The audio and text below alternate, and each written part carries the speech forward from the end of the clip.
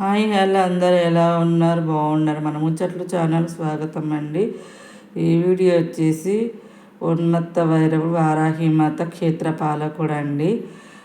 వారాహిమాత యొక్క క్షేత్రపాలకుడు ఉన్మత్త భైరవుడు అన్నమాట. చాలామంది భర్త అనుకుంటారు, కాదు. ఆమె క్షేత్రపాలకుడిగా ఉన్మత్త భైరవుని నియమించుకొని ఎలా పూజలు అందుకుంటుందో తెలుసుకుందాము. అంతకంటే ముందు కూడా మనము ఆ శ్లోకం యొక్క ఆమె వర్ణన గురించి, ఆమె రక్షణ గురించి, ఆమె చేసేదాని, ఆమె ఆయుధాల గురించి చిన్న శ్లోకం రూపంలో చెప్పుకుందామండి. కృష్ణ వర్ణనతు వారాహి మహిషాసుర మహోదరి వరదదండిని ఖడ్గం బిభిద్రతి దక్షిణకరే కీటే పాత్రభయన్ వామ్య నూకరస్య లసద్వజ. దీని తాత్పర్యం అయితే చెప్పుకుందామండి. ఆమె వరాహ అవతారంలో నల్లని కాంతివంతమైన రంగులో వరాహిమాత సప్తమాతృకలో ఒకరిగా ఉద్భవించి, ఆమె వాహనం ఎలా ఉంటుందో చూద్దామండి. గద్దెల పైన గిరిచక్ర రథ కదండి, ఆ రథం పైన పెద్ద పొట్టతో అష్టభుజ కలిగి ఉంటుంది. అష్టభుజాలు 8 భుజాలను కలిగి ఉంటుందండి. ఆమెకు ఒకవైపు వరముద్ర, ఖడ్గం, దండం ఒకవైపు ఉంటాయండి. మరొక వైపు అభయముద్ర, వేట కత్రి, పాత్ర, నాగలి, హలం అనేటివి ఆమె చేతిలో ఆయుధాలుగా ఉంటాయి అన్నమాట. ఇవి ధరించి అమ్మవారు అయితే యుద్ధం చేయడం జరుగుతుంది, రాక్షస సంహారం, దుష్ట సంహారం చేయడానికి.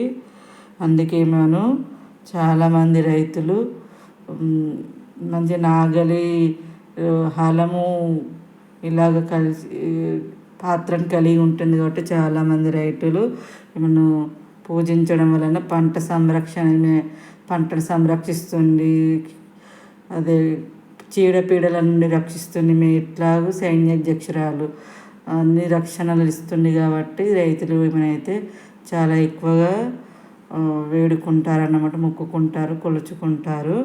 ఎందుకంటే ఈమె సైన్యాధ్యక్షురాలు కాబట్టి, అందరిని సంరక్షించే మాత కాబట్టి. మీ తాంత్రిక శక్తికి కూడా తాంత్రిక శక్తిలో ముఖ్యమైన మాతగా వారాహి మాత ఉందన్నమాట. తొందరగా కోరికలు నెరవేర్చి కొందరు సంరక్షించే తల్లిగా వారాహి మాత ఉన్నదన్నమాట. ఈమెను సైన్యాధిపతుల యుద్ధంలో కానీ మరి ఏ విషయంలో అయినా సరే ఈమెనే సైన్యాధ్యక్షురాలుగా నిలిచిపోయి పోరాడే గుణం ఈ అమ్మవారికి అయితే ఎక్కువగా ఉంటుంది. అందుకే రాజులు కానీ, మంత్రులు కానీ, తాంత్రికులు, అధికంగా శత్రువులు ఉండేవాళ్ళు, కష్టాలు ఉండేవారు అమ్మవారిని ఎక్కువగా పూజించి ఆదరిస్తారన్నమాట. ఈమె వ్యవసాయానికి కానీ ఎలాంటి సంరక్షణకైనా వారాహిమాత ఉంటుందన్నమాట. జై వారాహిమాత నమః అని కామెంట్ అయితే చేయండి. ఈ వీడియో చూడగానే చాలామంది లైక్ చేయండి, ఎందుకంటే ఈమె గురించి తెలుసుకోవడమే చాలా గొప్ప. ఇలాంటి మన శ్లోకం చెప్పుకున్నాం కదండి. ఉన్మత్త భైరవుడు ఈమెకు క్షేత్రపాలకుడిగా ఉండి అన్ని గైడెన్స్ ఇస్తాడన్నమాట. అదే ఇక్కడ ఇది జరిగింది, ఇలా యుద్ధం జరుగుతుంది, ఇక్కడ రాచిపోయే వాళ్ళ గురించి, యుద్ధ సంహరించే అన్ని వివరాలు తెలుసుకొని వారాహిమాతకు చెప్పి ముందుండి నడిచేవాడు అన్నమాట, క్షేత్రపాలకుడు అన్నమాట ఉన్మత్త భైరవుడు. అమ్మవారిని అయితే ఎక్కువ శాతం రాత్రి వేళలో పూజించడం చాలా మంచిదండి, ఉదయం పూట. ఎందుకంటే ఉదయం పూట మనం హడావిడిగా పనులు చేసుకొని అమ్మవారి ముందు ప్రశాంతంగా 5 నిమిషాలు కూర్చొని అమ్మవారి ముందు దీపం పెట్టి పూజించి మనసారా ఆమెను పూజిస్తే మన సమస్యల నుండి పరిష్కారం అయితే చూపిస్తుందని.